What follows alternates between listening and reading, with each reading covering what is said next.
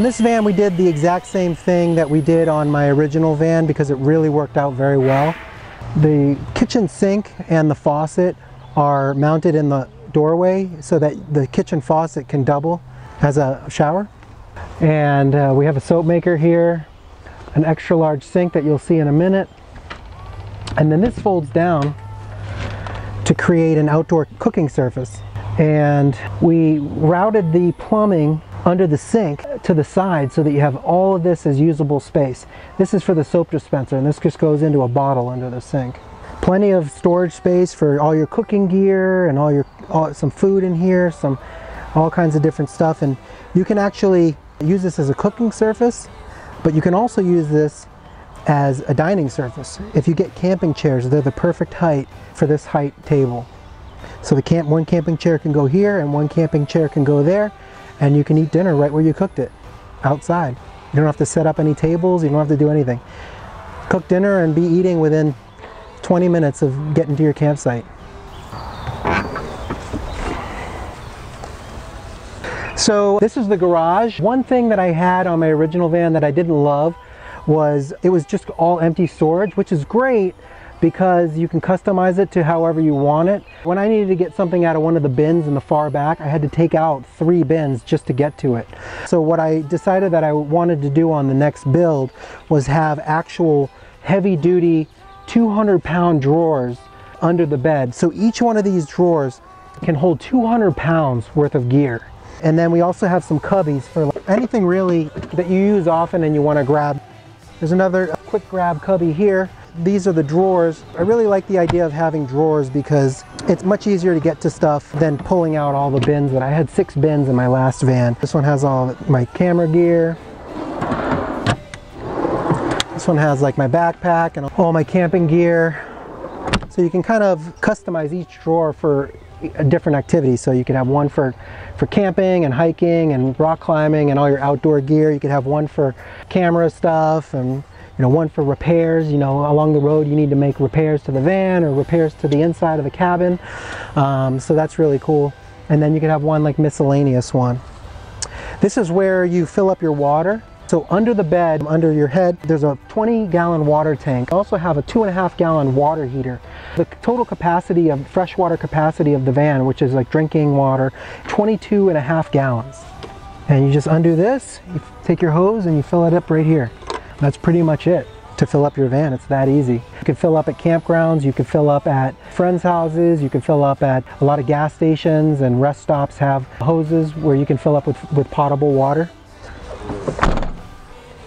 We have a shore power outlet that hooks up directly to the battery. If you're running low on power, you can plug in at a friend's house or a campsite or anywhere. Sometimes I've been on the road and I was running low on battery and I just plugged in right. I asked the manager at a grocery store and he let me pull in right to the front of the grocery store and plug in. So that's really convenient to have. Also, the van has a wire that runs from the battery that drives the van to the back house battery that powers all the appliances inside the van. So when you're driving, it will top off the van. And it has a battery isolator that will prevent your van battery from being discharged while you drive. One thing that we like to do is we don't like any holes in the roof of the van, other than the fan. Obviously you have to cut open the roof of the van. But as far as mounting the solar panels, they're mounted with aircraft glue, but also instead of running the wires through the roof of the van, we came into the housing of the backup camera, and that way there's no holes drilled in the roof of the van. In addition to the backup camera, this van also has backup sensors built into the rear bumper, so when you're backing up, it'll notify you if you're getting close to anything.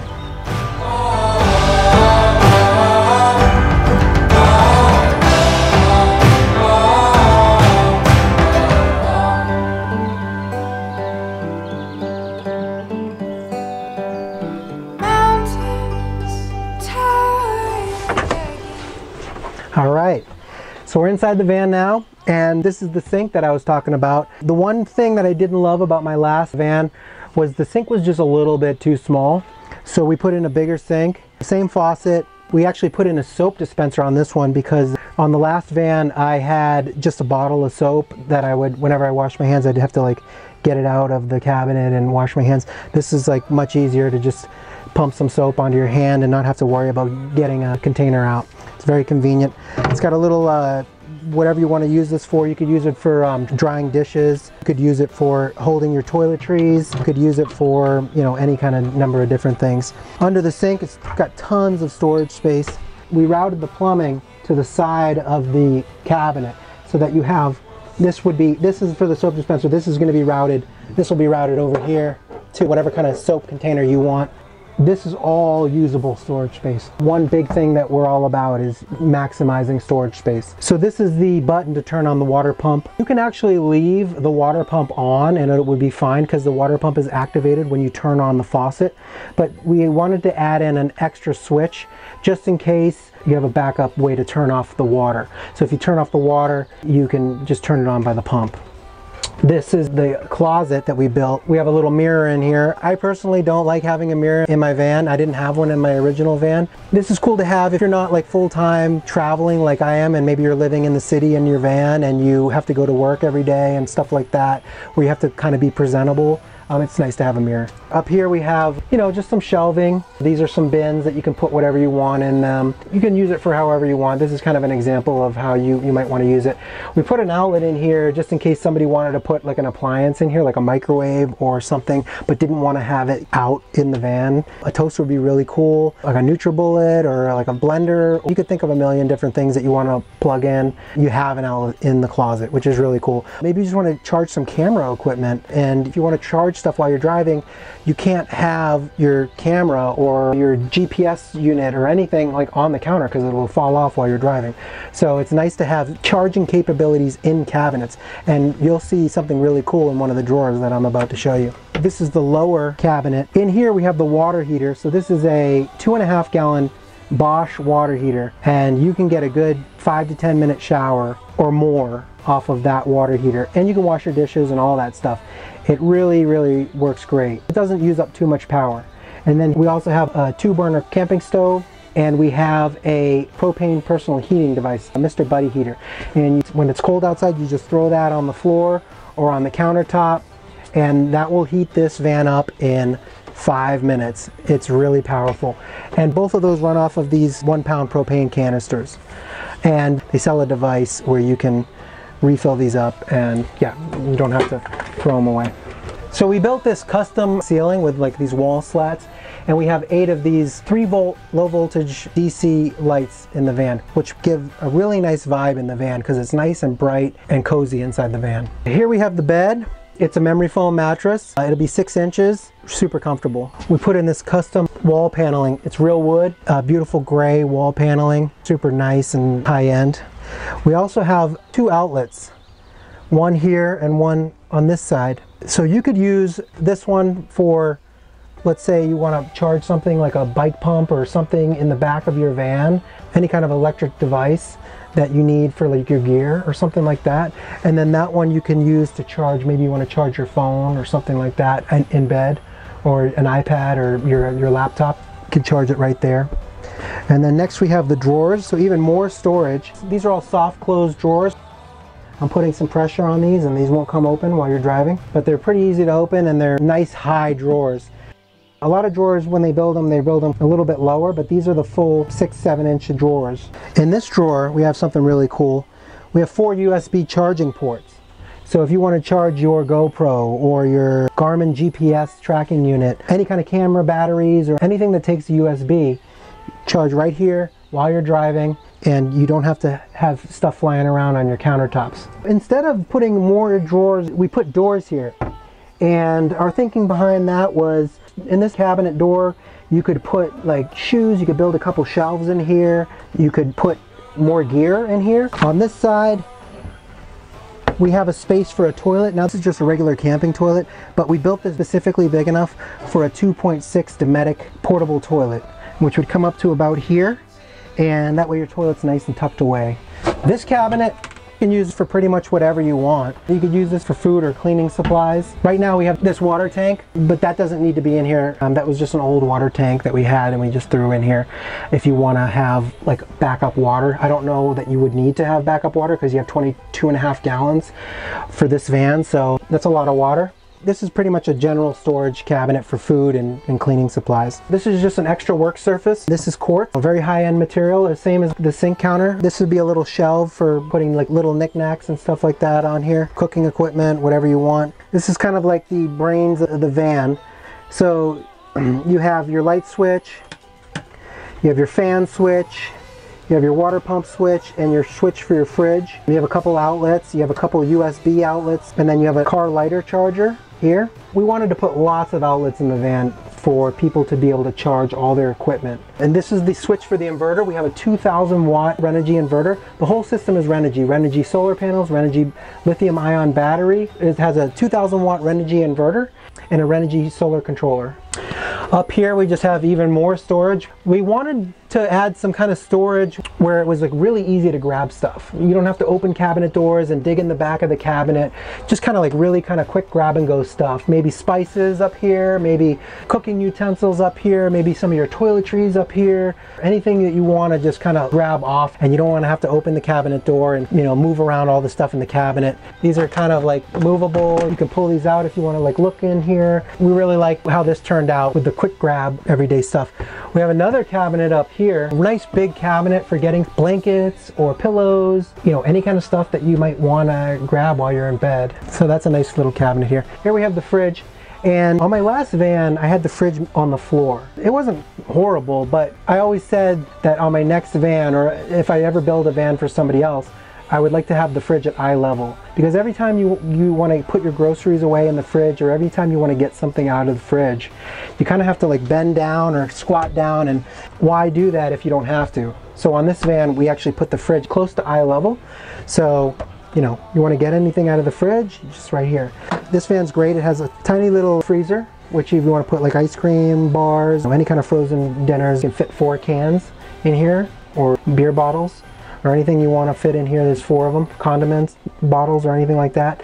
This will fit 4 more cans up here. And then plenty of storage in the fridge. This is, you know, more than enough for like 1 or 2 people, plenty of fridge space. And then again, we have even more storage. You know, you could put utensils in here, cooking equipment. Maybe this is your go-to drawer for all your gear and little small knick-knack things. Maybe you want to use some of these drawers for your clothes. So you have 4 drawers here, you have 4 drawers here, and you have 4 drawers in the garage. In total, you have 12 drawers.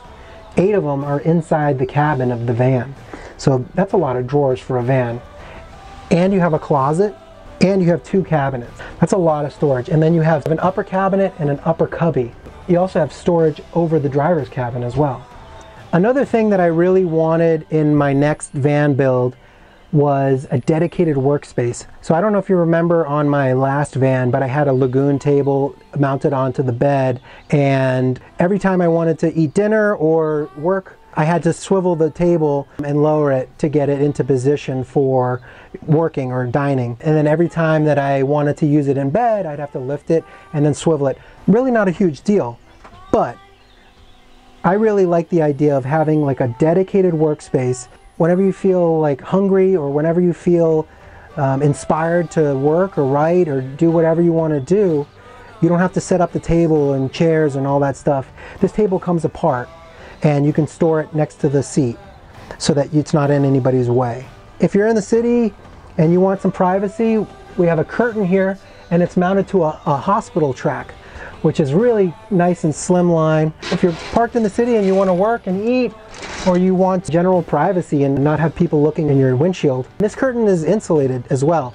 So a lot of the heat and cold that causes the van to change in temperature typically comes from the driving area through the windshield and the driver and passenger windows. So having an insulated curtain here really helps out with maintaining the temperature that you want in the van. We don't have it in this van, but it is an option if you want us to install it. You can put a swivel on the driver's seat, and you can actually swivel the driver's seat around, and you can have a table for 2. So that's a really cool thing to have. Other options would be if you want us to either paint the van in a Rhino liner, we could do that. You can also wrap the van in any color that you want. You can install a diesel heater under the seat here so that you don't have to set up the Mr. Buddy heater every time. We wanted to make this van a little bit more affordable. My last van was out of the price range that most people could afford. So Our whole thought process behind this van was to make something very high quality, but at the same time affordable. So we left out a lot of the bells and whistles, like the roof rack and the Rhino liner paint job and the upgraded wheels and tires and the diesel heater. We left the essentials. So you have a portable heater to start out with, and if you decide that that's not good enough for you, we can always upgrade you to a diesel heater. Or if you say, I know I want the diesel heater, we can install the diesel heater before you pick up the van. Or the diesel heater, the upgraded wheels and tires, the paint job or the wrap, the swivel, the roof rack, all those things start adding up on the cost of the van, and then it becomes like out of the price range of a lot of people. It's becoming comical at this point, but we have even more storage up here. A lot of the base Ram ProMasters, they don't have this. Only the upgraded models have this, the ones that have the backup camera, the ones that have the backup sensors. This is really awesome to have. It goes way down in there. I like keeping stuff in here like my hammock, my jackets, frequently used camera gear, or my frequently used climbing gear. Anything that I'm grabbing a lot, I keep it up here. And then last but not least, even more storage for stuff that you want to grab while you're driving. This is like awesome for snacks. You know, you don't want to have to pull the van over and get like snacks out of the back of the van. Any kind of like quick stuff that you can grab while you're driving or your passenger. Under the mattress here is a door where you can access all your electrical. We have a 170 amp hour lithium phosphate battery. And then we have a 2000 watt Renogy inverter, pure sine wave inverter. And then we have a Renogy Rover solar charge controller. This is what you plug your shore power into. So that shore power outlet that is in the bumper goes to this, and then this goes and charges the battery. And the same thing for the water system under the other side of the bed. So we have a water pump here, we have an outlet here, and then we have a 20-gallon water tank here. And we also have a strainer in case any kind of debris gets into the water tank. It won't go into the water pump and stop up the water pump. Here we have a MaxxAir Deluxe fan, which is really good for regulating the temperature inside the van. And you can also set it to auto so that it turns on at a specific temperature as well. On the roof, we have 4 100-watt Renogy solar panels that are mounted with aircraft glue. In this way, we don't have any holes in the roof of the van other than the hole that we had to cut for the MaxxAir fan. Under here, we have a 7-gallon gray water tank so that all your wastewater is all under the van.